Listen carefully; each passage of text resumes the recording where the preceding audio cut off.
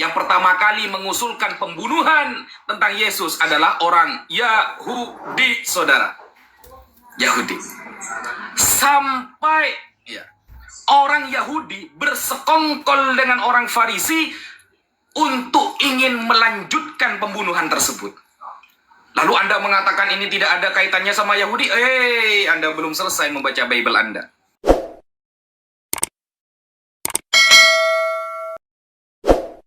Bayangkan, yang pertama kali mengusulkan pembunuhan tentang Yesus adalah orang Yahudi, saudara. Yahudi.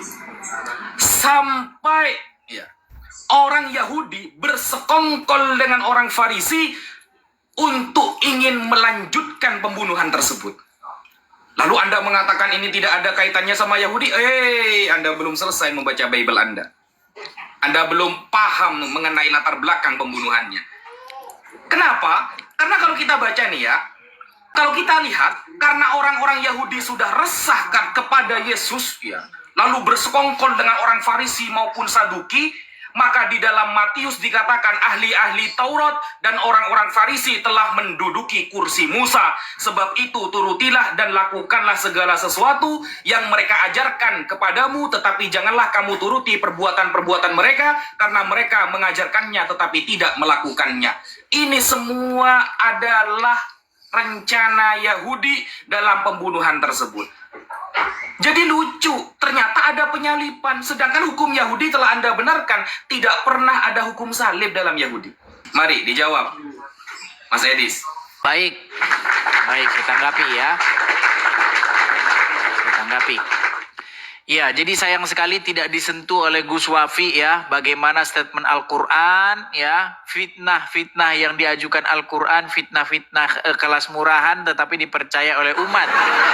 Tidak disenggol sama sekali. Padahal saya tadi tidak mengatakan bahwa rencana pembunuhan Yesus itu tidak dilakukan oleh orang Yahudi. Memang imam-imam kepala orang-orang Yahudi, maksudnya di situ merujuk kepada ahli-ahli agama ya, orang-orang Farisi ya, mereka yang merencanakan pembunuhan terhadap Yesus, betul. Tetapi apakah bisa mereka mengeksekusinya?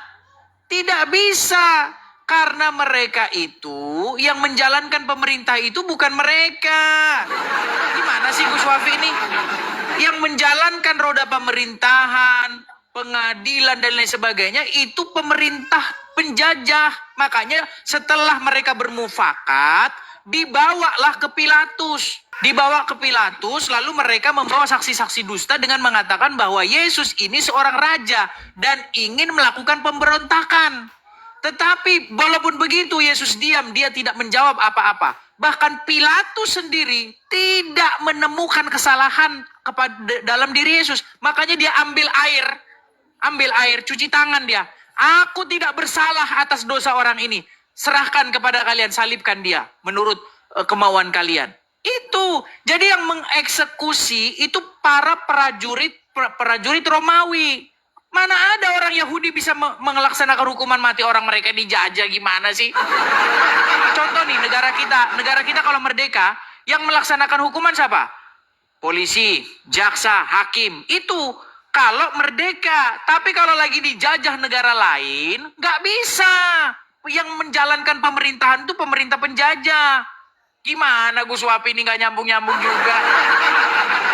Nah, kenapa imam-imam kepala, orang-orang ahli-ahli Taurat dan orang-orang Farisi, mereka begitu tidak senangnya dengan Yesus? Pertama, ada banyak alasan. Pertama, mereka mengatakan bahwa Yesus meniadakan hari Sabat, ya kan? Terus sebenarnya bukan itu masalahnya. Masalahnya itu mereka itu takut kehilangan pengikut. Karena apa? Karena Yesus berbicara tidak seperti ahli-ahli agama dan orang-orang Farisi. Karena Yesus mengajar begitu berwibawa, banyak orang percaya kepadanya. Yesus melakukan mukjizat, perbuatan-perbuatan yang ajaib. Yesus mengkritik ahli-ahli agama, orang-orang Farisi yang kerjanya cuma duit. Itu yang dilakukan Yesus. Bagaimana mereka merombak bait Allah, bait tempat Kudus menjadi tempat jualan. Dijadikan bisnis semua sama ahli-ahli agama. Itu yang ingin dihajar, yang ingin dihapuskan oleh Yesus. Ingin mengembalikan hukum itu. Makanya mereka marah, mereka tidak senang. Karena apa? Karena orang-orang ahli-ahli ulama, ahli-ahli Farisi, bisnis mereka, duit semua. Ya, mereka itu hamba uang semua. Para penjahat semua mereka itu. Nah, lalu mereka, karena mereka kan khawatir itu. Banyak narasi dalam Bible dikatakan, bagaimana ini pengikut kita ini? Mereka nanti kalau percaya semua kepada mereka gimana? Terus kalau mereka percaya kalau Yesus itu raja, terus dia mengadakan pemberontakan gimana? Khawatir mereka. Makanya dibaca dulu Gus Wapi, Injil itu dibaca dulu, baru terjun ke dunia diskusi. Sekarang gini aja dah, saya minta satu alasan. Coba, menurut Al-Quran, apa sebab musababnya Isa ingin disalibkan atau ingin dibunuh oleh orang-orang Yahudi? Tunjukkan ayatnya di dalam Al-Quran. Apa penyebabnya mereka ingin menyalibkan Isa? Ya kan? Nah, kemudian dikatakan mereka tidak berhasil membunuh Isa. Coba jelaskan menurut Al-Quran, siapa kalau begitu yang digantikan untuk menyalibkan Isa? Menurut Al-Quran, jangan menurut ini. Makanya kalian tidak percaya dengan Al-Quran. Kalian gak percaya bahwa Quran itu lengkap, menjelaskan segala sesuatu. Katanya penyempurna. Masa sempurna tapi gak bisa menjelaskan? Itu namanya bukan sempurna, tapi semprulna. Bukan sempurna namanya. Ketika Anda katakan Quran kitab sempurna, tapi Anda tidak mampu menjelaskan siapa yang disalibkan menggantikan Isa, ganti kata sempurna itu menjadi kitab yang semprulna. Iya, seperti itu. Coba fokus ke situ Gus Wapi. Yuk, silakan.